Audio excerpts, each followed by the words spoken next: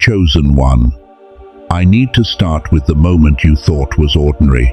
You were somewhere alone, a room, a car, a quiet corner of your day, and something happened that pressed on the part of you that is the most human, the most fragile, the most justified in responding with exactly what you felt. Everyone who knew the situation would have understood. The pressure was real. The wound was real.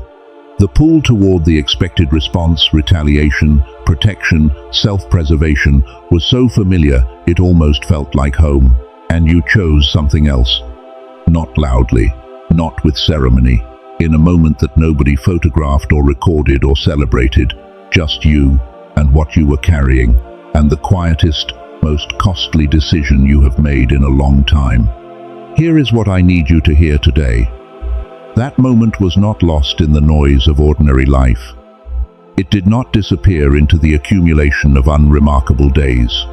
Something greater was present, something with full awareness of the cost, the history, the weight, and it watched what you chose, and it was surprised.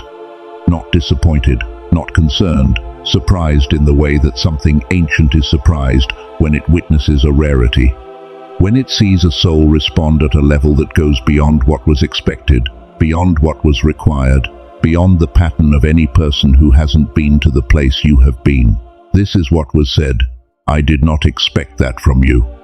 And that is the beginning of everything you have been waiting to understand. Before we go further, I want to tell you what is waiting for you as you stay with this message. By the time this is over, you are going to understand exactly what that quiet, costly choice revealed about who you actually are, not who the world expected, not who the pain shaped you to become, but the deeper thing, the real thing. You are also going to receive 5 specific identity truths about yourself that most chosen ones never hear named out loud. And you are going to leave with something you can carry and speak over yourself when the doubt comes back. Stay until the end. What is ahead is the part that changes things. Now let me take you back to that moment. I don't know exactly where you were sitting. I don't know the specific words that were said, or the specific thing that was done to you, or the specific weight that was pressing down, but I know what it felt like inside. I know the particular heaviness that lives in the chest when you are carrying something that nobody asked you to carry, when the right response and the easy response are pointing in completely different directions, and every part of you that has ever been hurt is pulling toward the easy one. You felt it. That pull. Maybe it was a relationship that had taken more from you than it gave. Maybe it was a person who mistook your silence for agreement and your grace for weakness. Maybe it was a situation where walking away cleanly would have looked like failure, and staying required a kind of quiet strength that nobody around you would have been able to explain. And somewhere in that moment, not dramatically, not with any announcement, you chose the deeper thing. You forgave something that hadn't been asked for your forgiveness. You stayed quiet when your voice could have done real damage. You released what you were absolutely within your rights to hold, and when it was over, there was no applause. No recognition, no moment where someone turned to you and said, "What you just did was extraordinary." You just moved forward, like it was nothing, but it was not nothing. The reason most people never understand what that kind of response actually costs is because the people watching from the outside cannot see what was happening on the inside. They don't see the wound that was present. They don't see how close you came to responding differently. They don't see the internal conversation that took place in the silence before you made the choice you made. But something greater saw all of it. Every layer of what you were carrying, every year of history that made the wound what it was, every previous moment where you had been pressed in this same direction and found it harder. Something with complete awareness of your whole story, not just the surface version. The real version was present in that moment, and it watched you choose. Now, here is the first thing I need to show you. The reason your response was so different from what was expected is not simply that you are a good person. It is not simply that you were raised right, or that you prayed hard enough, or that you have more discipline than the average person. Those things may all be true, but they are not the reason.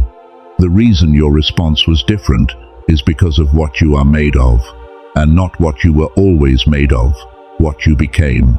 Somewhere in the long, difficult, sometimes invisible season you have been walking through, something was being formed in you that most people never develop. Not because they couldn't, but because the kind of formation it requires doesn't happen in comfortable seasons. Think about the last few years of your life. Really think about them. The disappointments you didn't expect. The doors that closed when you were sure they would open. The people who left when you needed them to stay. The times you held on when letting go would have been easier, and the times you let go when holding on was more natural. You did not walk through all of that without it changing something. You did not carry all of that weight without something being built inside you that wasn't there before. And what was built, what that pressure actually created, showed up in the moment you responded the way you did. I want to ask you something, and I just want you to let the question sit inside you, not answer it out loud. When you made that choice, did it feel like you? The full you, the real you, the version of yourself that exists when everything external falls away, did it feel like that person choosing? For most chosen ones, the answer is yes. Because that response came from the deepest layer, not from strategy, not from performance, from something that had been built in the hidden season and was finally, quietly showing itself. That is what it means to respond from your truest self instead of from your wound. And the ability to do that in real time, under real pressure, with real cost, is rarer than you know. Most people, when pressed, respond from the injury. And that is not a judgment. It is simply what happens when the pain still owns the response. But in you, something had already been transformed. Not all the way, not perfectly, but enough that when the moment arrived, the deepest part of you was stronger than the hurt part. That is extraordinary. I mean that with precision, not flattery. And yet, and this is where I need to slow down before we go further, knowing that you responded from your truest self is only the first thing I want to show you. Because understanding what that response revealed about your design, about what you were actually built for, that is something else entirely. Stay with me. There is something that happens in the brain, and I want to use that word carefully. Because I am not reducing this to mere science, there is something that happens in the neural architecture of a person who has been under sustained formation. When children are young, before the weight of the world begins its work, they carry something remarkable in their brains. Scientists who study neural activity in early childhood consistently find elevated levels of what they call gamma waves, the brain's highest frequency, highest clarity state. The frequency associated with deep insight, sudden understanding, creative breakthroughs, strong intuition, and the feeling that you are flowing rather than forcing. Children have it in abundance. They learn without effort. They make connections without forcing them. They move through the world with a kind of open, receptive intelligence that most adults have forgotten they ever had. And then life begins. Not dramatically, slowly. The way light fades at the end of a long day, you don't notice the exact moment it gets dark. You just notice, at some point, that it is darker than it used to be. The environments that reward conformity over creativity, the repeated disappointments that teach the nervous system to brace instead of open, the fear of being wrong, the fear of being too much, the fear of the kind of vulnerability that real intuition requires. Scientists have a name for what happens over time. They call it the decline effect, the quiet, gradual suppression of the brain's most God-given capacity. And here is what I need you to understand. This is not destruction, it is suppression. What was given is still there. The capacity your brain was designed with has not disappeared. It has gone quiet, pressed down under the weight of everything modern life puts on a human being, and especially under the weight of the kind of season you have been in. Think about Joseph, not the young Joseph, full of confidence and dreams and a coat that everyone else resented. The later Joseph, the Joseph after the pit, after the years of slavery. After the additional years in prison for something he didn't do, after the years of waiting on a promise that showed no visible signs of arriving, what was being built in Joseph during those 13 years was not just patience, it was not just endurance. It was the specific interior architecture required to do what he did when his brothers finally stood in front of him. The men who had sold him, who had left him for dead, who had cost him everything. He had the power now. He had every justification, and he chose something none of them expected. Something that came from a place so deep that it wasn't possible without everything that had happened to him. That response was not an accident of character. It was the product of 13 years of formation that had been quietly reactivating something in him, the God-given capacity that pressure, under the right conditions, does not destroy but restores. Now, I want to share something with you, not as an interruption to what we are building here, but as a natural extension of it. Because while I was studying this exact intersection of neuroscience and spiritual formation, I came across the research of Dr. Robert Lake, a neuroscientist with over 34 years of work on gamma wave activity, what he calls the God-given brainwave, the frequency every human being is born with, and that modern life systematically suppresses. His research draws on studies from MIT, Harvard, Stanford, and Princeton, and what he found is both simple and significant. The brain that God designed you with can be restored. Not through years of meditation, not through expensive biofeedback equipment that costs thousands of dollars. Through a 7-minute daily audio practice that uses a technology called brain entrainment sound frequencies that guide the brain back to the gamma state it was always designed to operate in. He calls it the genius song. 7 minutes. A pair of headphones. And what begins to restore is the very neural frequency that was most active in you when you were the most open, the most intuitive, the most creatively connected version of yourself. I want to be honest with you about this, the way I try to be honest about everything I share. This is not a miracle. It is not a replacement for the formation you have been in. The hard, quiet, costly interior work of the last few years cannot be shortcut by a 7-minute audio track. That is not what this is. But what this can do is support the neural instrument that God gave you. It can begin to clear the static that accumulates in a brain under sustained pressure. And for someone who has done the interior work you have done, someone whose response already revealed a depth that most people never reach, having the brain operating at its designed frequency is not a small thing. You have done the spiritual work. This is simply the scientific support for the instrument you have been building in. There were people who once paid $300 per session for biofeedback therapy or $7,000 for home equipment just to access a fraction of what this restores. Dr. Lake has made this available at $39, exclusively for people who receive this message, not on Amazon, not anywhere else. It is delivered directly to your email the moment you receive it. It comes with 4 additional resources at no added cost. And, if at any point you feel no difference, you receive a complete refund with no conditions and no questions. There is a warning I want you to have. There are imitation products online that use the name but do not carry the actual brain entrainment technology that makes it work. The only way to ensure you are receiving the genuine product with the full technology, the 4 bonuses, and the money-back guarantee is through the link I have placed in the description and in the pinned comment. Not through a search engine, not through any platform, only through that link. For those who feel called to explore it, it is there. For those who don't, what is coming next stands completely on its own.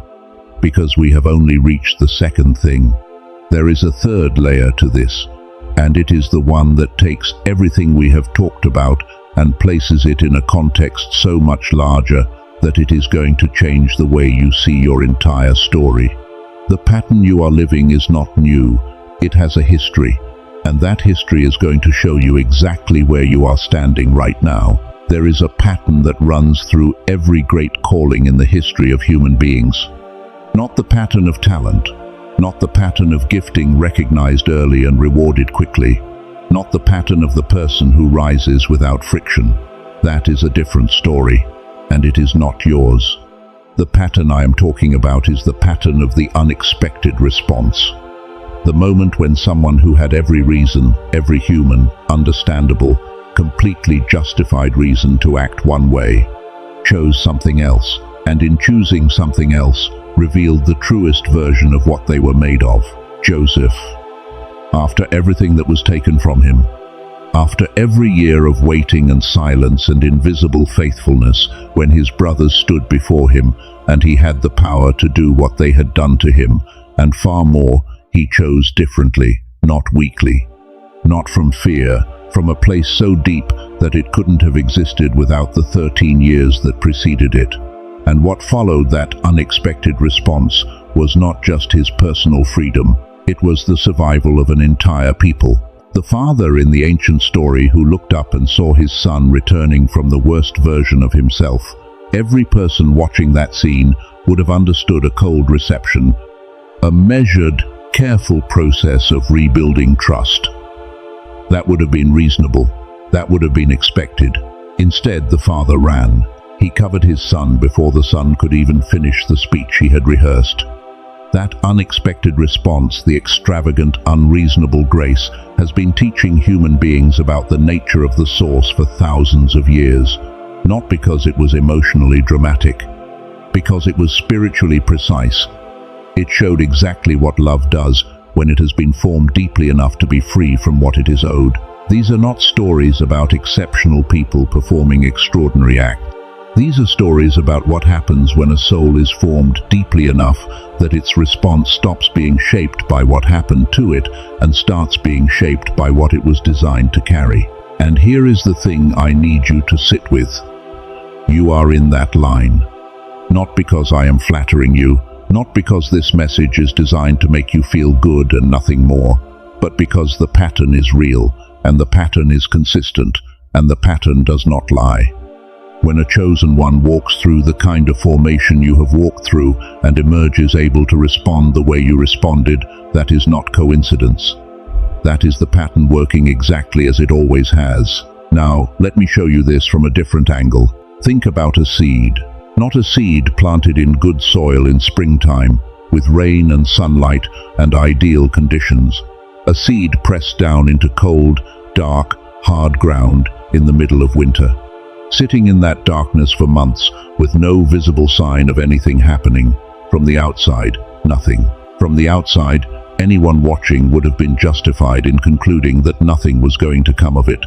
But underneath the surface, in the darkness, the most important work was happening. The outer shell of the seed, the hard casing that had protected what was inside through everything, was beginning to break. Not because something was going wrong, because something was finally going right. The breaking of the shell is not the destruction of the seed. It is the moment the seed becomes what it was always designed to become. Your unexpected response was the crack in the shell. Not the beginning of your story, not the end. The moment when what had been forming in the darkness finally pressed through the outer layer and showed what it actually was. And what showed itself in that private, uncelebrated, ordinary-looking moment was the tree that had been growing underground the whole time. Now here is where I need to be honest with you about something, because there is a part of this truth that is harder to receive than the rest. The hardest part of receiving what I am describing is not believing that it happened. Most chosen ones, when they hear this, know in their bones that something significant occurred. The harder part is this: receiving it fully requires you to put down the old story. And the old story is comfortable. It is familiar. The story of being overlooked, of doing the right thing without recognition, of the wound that shaped you, that story has been with you for a long time. It knows the shape of your insides. It fits in the way that something carried for years fits. But here is the truth about that old story. It was accurate for a season. It described what was happening while the seed was still underground. It made sense while the formation was still in process. The problem is that some chosen ones are still carrying the old story after the crack in the shell has already happened. still identifying as someone who has not been seen when in fact the seeing has already occurred, still waiting to be recognized when in fact the recognition has already taken place, just not in the place they were expecting it to come from.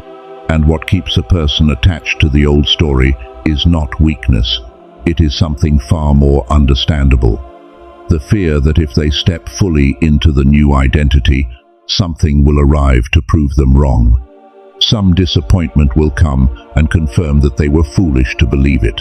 I understand that fear, and I am not going to tell you to dismiss it. But here is what I want you to hear. That fear is not describing the present. It is describing the past. And the past was real. It happened. It formed you. It cost you something that mattered. But you are not still in it. You have already crossed a threshold that many people spend their entire lives approaching and never entering. The unexpected response was the crossing. Now, I need to tell you what I have actually been building toward this entire time. Because everything said so far, the quiet choice, the dormant design, the historical pattern has been pointing at one central truth. And that truth is this. When something greater said, "I did not expect that from you," it was not a compliment. It was a reclassification. In the way that calling actually works, in the way formation and purpose and what a person is trusted to carry are actually structured, there are levels, not levels of worthiness. Not a hierarchy of who matters more, but levels of what a person is prepared to carry. And those levels are not assigned based on performance or how well someone has managed the external parts of their life. They are assigned based on what a person's response reveals about their interior architecture. When you responded the way you did in that private, costly, unwitnessed moment, what you revealed was that your interior architecture had developed to a level that was not on the expected timeline. You moved further on the inside than your outside circumstances would have predicted. And that reclassification, that upward revision of what you are now trusted with, is not a small thing. It is the thing that changes what comes next. I want to tell you 5 things about who you are, not who you are trying to become, not who you hope to be someday. Who you already are, revealed by what you already did. The first is this: you are a cycle breaker, and that word means something specific. It does not simply mean that you are working on patterns in your own life. It means you are the person in your family line, in your circle, in your generation, who ends the cycle that has been running for longer than you have been alive. The cycle of meeting wound with wound. The cycle of answering betrayal with more betrayal, silence with more silence. You broke that cycle. Not perfectly, not without pain, but you broke it. And what a cycle breaker stops in themselves does not stop there. It stops in every life that flows from theirs. The second is this: you are a truth carrier. You cannot live in a way that contradicts what you know to be true, even when living in the truth costs you something real. You have felt this your whole life, this inability to pretend, this compulsion toward honesty even when honesty creates friction. It is not stubbornness, it is design. You were built to carry truth in environments where truth has become inconvenient, and your presence in those environments changes them, whether you intend it or not. The third is this: you are a spiritual warrior. And I want to be careful about what I mean by that, because this phrase is sometimes used to describe aggression when it actually describes something very different. A spiritual warrior does not fight with force. A spiritual warrior holds ground. In the middle of situations designed by pressure, by pain, by the accumulated weight of everything pushing backward to make a person collapse, the spiritual warrior does not collapse. You know this about yourself. You have been in places that should have broken you. You are still here. The fourth is this: you are a wounded healer. And this may be the most important one to receive, because it is the one most easily misunderstood. A wounded healer is not someone who heals in spite of their wound. A wounded healer is someone whose wound, when it is transformed rather than suppressed, becomes the specific medicine that only they can offer. The pain you have been through is not incidental to your calling. It is the source material. What you walked through gave you access to a depth of understanding and compassion that no amount of comfortable living could have produced. And that depth is what will make the difference in every life you are positioned to touch. The fifth is this: you are a pioneer. You are walking a path in your life, in your family, in your generation, in your spiritual journey that has not been walked in this specific way before. You are going first, and going first is lonely in a way that is genuinely difficult to explain to people who have not done it. But pioneers do not go first for themselves alone. They go first so that what comes behind them has a path. You are making a path. These 5 things are not aspirations, they are descriptions. They are what your response already revealed. Now here is how you live from this, because knowing it is one thing and carrying it differently is another. Every day, not in ceremony, not in performance, but in ordinary quiet moments, speak this over yourself. When the doubt comes back, and it will come back, because that is simply part of how this works, do not argue with it and do not fight it. Just return to what was already revealed. Return to what was already confirmed. I am the one whose quiet choice surprised the source. I am the cycle breaker. I am the truth carrier. I am a spiritual warrior who does not collapse. I am a wounded healer whose pain is being made into something. I am a pioneer making a path. Say it without needing anyone else to confirm it. Let it become the ground beneath you when everything external is still catching up to what has already been established on the inside. And I want to say one more thing before we enter the closing. I say it with the humility it genuinely deserves. I cannot tell you the exact shape of what comes next, or the timeline of when external things will shift. What I can tell you, with the kind of precision that comes from watching this pattern repeat across history and across real lives, is that what was revealed in your quiet moment was real. And real things, in time, produce real fruit. Not always on the timeline we would choose, but always. Now, let me bring you back to where we started. That moment, the room, the car, the quiet corner of an ordinary day where something extraordinary happened without anyone watching. You know now what that moment was. You know it was not weakness. You know it was not loss. You know it came from something that was being built in you through a season of formation that was harder than it needed to be and necessary in every way. And you know it was witnessed by something that sees everything, not just the external version of your life, but the full interior version, the one that only you and the source have ever had full access to. Carry that differently from here, not loudly. You don't need to announce it. You don't need anyone else to validate it. It was seen. It was recognized. And that recognition is not waiting on anything external to confirm it. It already occurred, in the moment you thought was ordinary, in the space that felt like silence, in the choice that nobody else will ever fully understand the cost of. You made it, and something greater said, "I did not expect that from you," and meant it as the highest recognition it knows how to give. Come with me now. There is one thing left to do. Source, Creator. The one whose presence was in the room when the choice was made. We enter this space now. Take a breath, not a performed one, just a real one, the kind your body actually needs right now.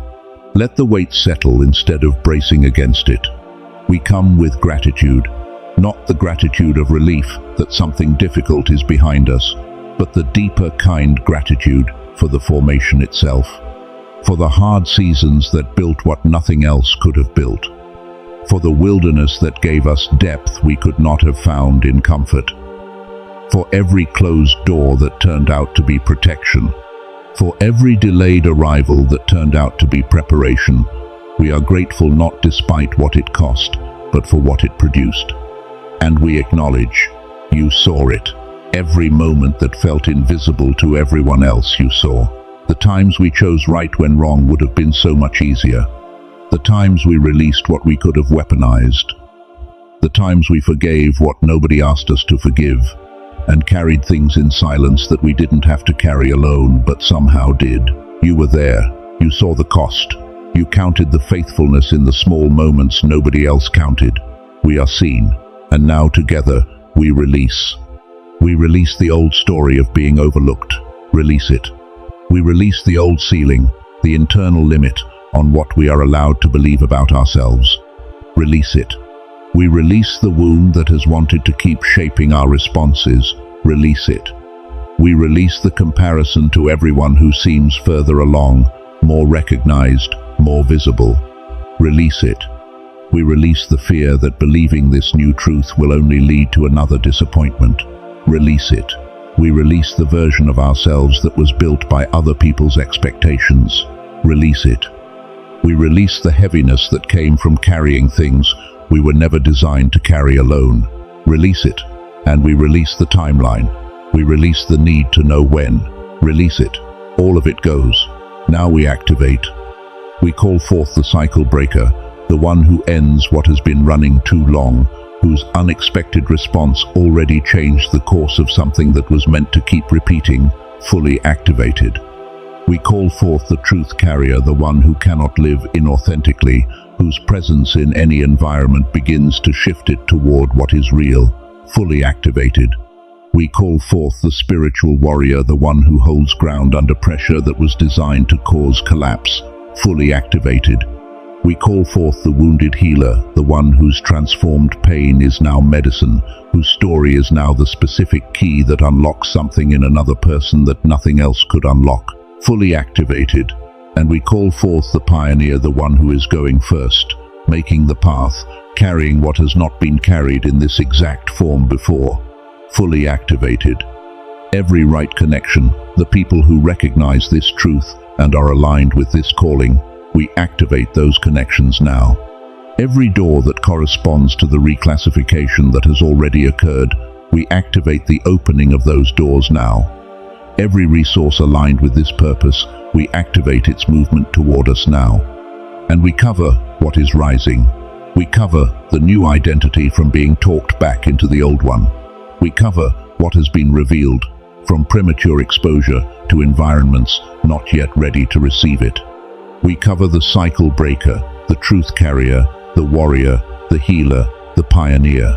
Nothing that was lifted in this season will be pulled back to where it was. And now, from the most grounded, most certain, most unhurried place in you, we declare, I am what my response revealed. I am the one whose quiet choice surprised heaven. I am a cycle breaker, and I carry that without apology. I am a truth carrier, and I will not reduce myself to make others comfortable. I am a spiritual warrior, and I do not collapse. I am a wounded healer, and my pain is not wasted. It is being made into something that will outlast the pain itself.